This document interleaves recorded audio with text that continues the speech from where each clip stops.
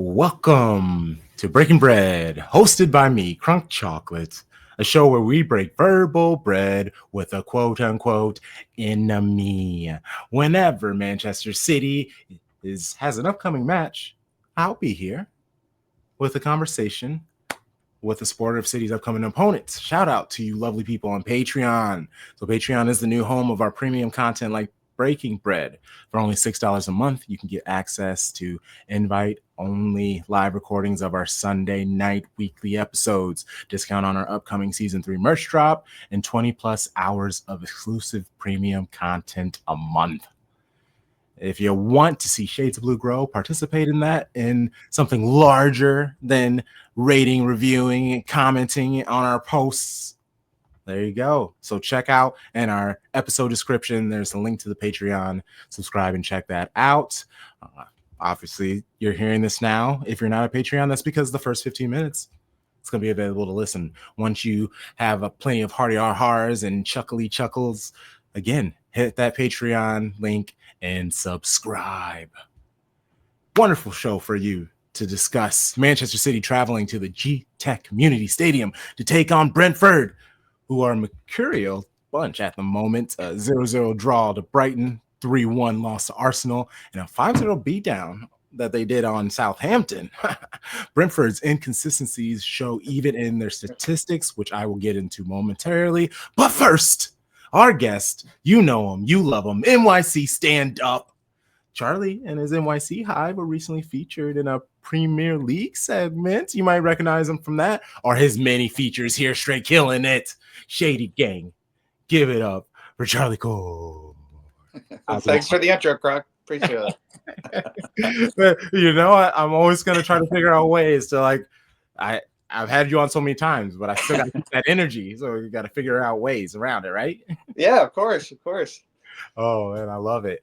Well, so since I've had you on many times, I figured I'd change it up because the first question normally is, why do you love the squad? What I did is I did a quick perusing of Brentford stats on FBref, and I have found a set of stats that I think perfectly encapsulate the club at the moment. Well, for the season. I'm ready for this. Awesome. They are in the top 5 of league goals scored. They are also in the bottom 10. They rank 15th. And then they are also in the bottom 5 of goals allowed. Yep. And then they are in top 10 in progressive passes, but they're in 15th place when it comes to progressive carries.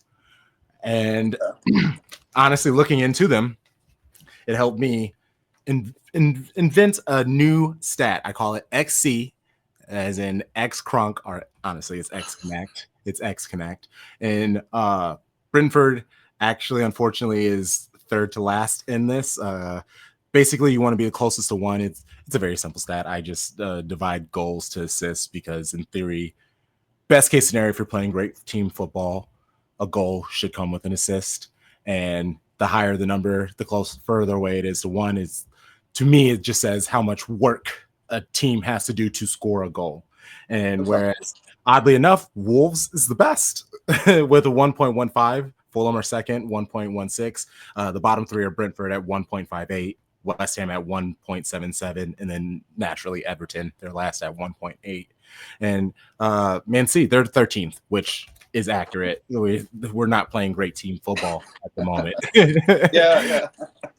So, I mean, do those stats, and then also what could also benefit, like how you were doing so well. The bad run of form is why you kind of dropped off recently, but you're outperforming your XG. That is, technically, you have an XG for the season of 31.9, but you have 38 goals.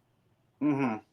So the team is currently overperforming, but defensively, they're not really doing what they should. They're allowing a lot of goals, and with the X Crunk stat, they are having to score a lot of goals, like a lot of solo ball, a lot of personal excellence, whereas it's instead of team football. I mean, there's not too much that's really surprising me. I think everybody knows the XG thing. I mean, especially with Brian Mbeumo. I mean, he leads the league when it comes to overperforming. That's been pretty widely touted. I mean, I think he's been either number one or really close to number one all season. So that's not too much of a surprise. I mean, anything on the defensive end, I mean, it's we've just been kind of in shambles, and so we know that we concede a ton. I'm actually shocked. Last time I talked to you, we I said I don't think I was going to be a shutout, and then of course we ended up getting 2 clean sheets out of 3 games. So I mean, we're all over the place really when it comes to certain things. But yeah, I mean, it would be ideal if we had stronger kind of midfield play, assists. I mean, of course, that would be ideal. We're just kind of in this little bit of a rut where, we've had certain key players that probably would contribute a little better to that stat. I mean, we had Matthias Jensen out for a good stretch, and he's still kind of working his way back in the midfield.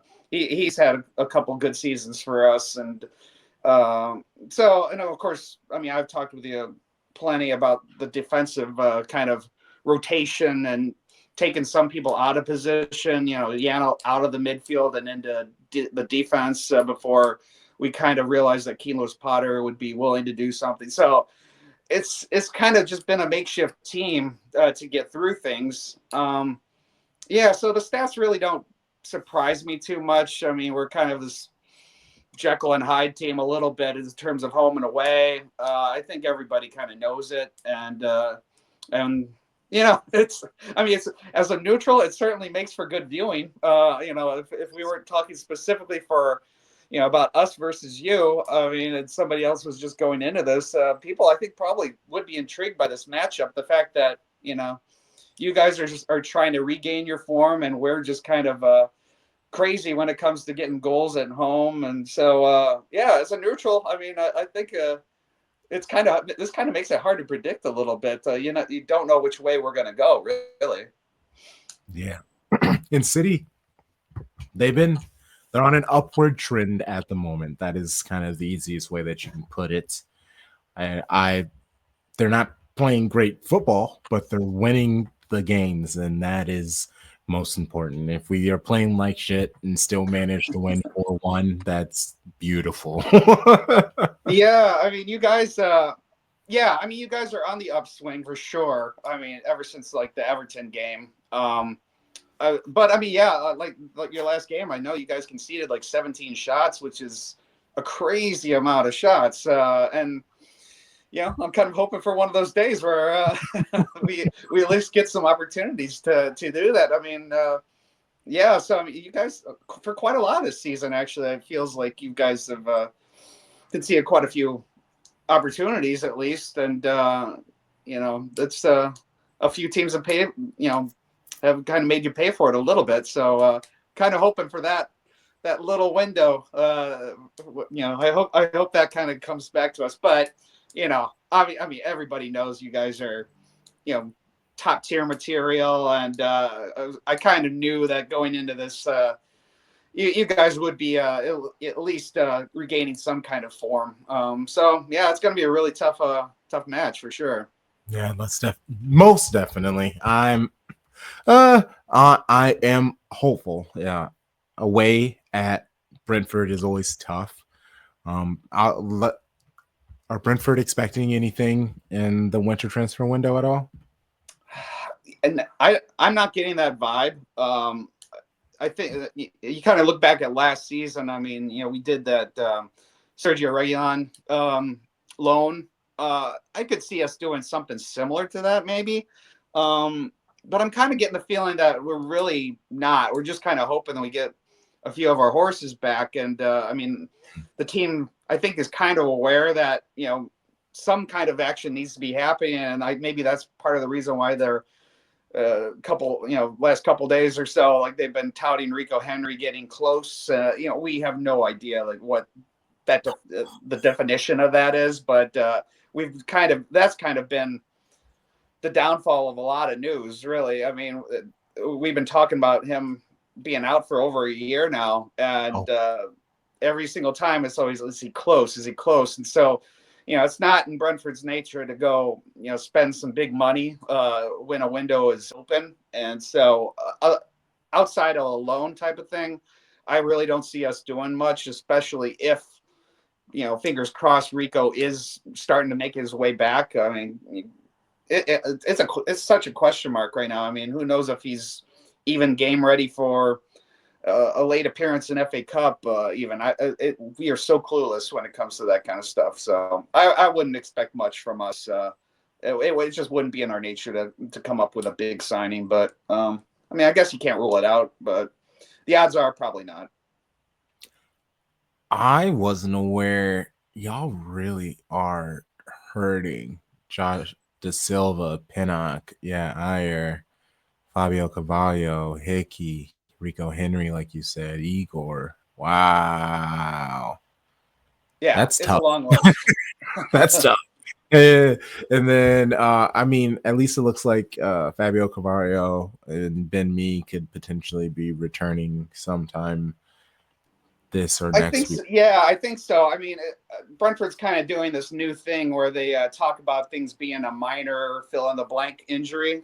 So, like with Ben Mee, it was like a minor muscle. With for Carvalho, it was like a minor groin injury. With I think there was somebody else that had. Yeah, Vandenberg. He had like a minor groin injury or whatever, which actually kind of turned out to be the case, and he only missed a little bit of time. So, yeah, I think Brentford's with all these injuries. I think they're trying to not place too many timetables, and they're trying to be as vague as possible to try to, not look bad if it takes them, an extra two months to come back or something like that. So, yeah, it's yeah, that's the nature of it, unfortunately. But I mean, we got enough of a good roster, certainly. The depth is always week to week, it can vary a little bit. There can be some potential weaknesses, but I mean, we've trudged through it, so we'll see. Let's go. All right. Well, Thomas Frank, what have you been thinking of his performance this season? I know the Brentford y'all are a big fan of the man. Sure. Yeah. How's he been doing so far this season? Yeah, I mean, I'd say it's about status quo in terms of how we're feeling about him. Actually, it's good timing to talk about this. I mean, because he's always been versatile. He's always thought a little bit outside the box, and I've mentioned before, Keane Lewis Potter, having to drop back to left back. I mean, that's kind of a big story and something that actually brought some stability to a really deteriorated back line. And Keane Lewis Potter just actually signed a contract extension today through the 2030-31 season.